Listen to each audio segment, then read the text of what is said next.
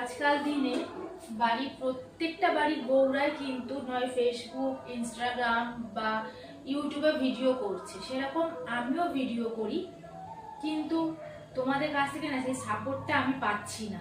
খুবই মন খারাপ করে। আমি প্রায় বিগত 3-4 বছর ধরে ভিডিও করছি, আর আমি প্রচুর খাটি। আমার স্ট্রাগলটা পুরো সম্পূর্ণ আলাদা।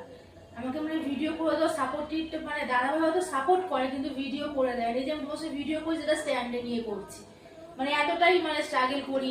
কাজকর্ম ফের সবাই স্ট্রাগল করে, প্রত্যেকটা বাড়ির বউরাই করে, আমি মানছি না। বা আমার ফোন নেই, আমার ফোন আছে কিন্তু আমার ফোনে ক্যামেরা ভালো না, তো দাদাভাইয়ের কাছ থেকে ফোন নিয়ে ভিডিও করি, সেইটুকুনিও করি। তো কি হয়েছে আমি জানি না, চ্যানেলে একদম গ্রোথ নেই কেন আমি জানি না কি কারণে।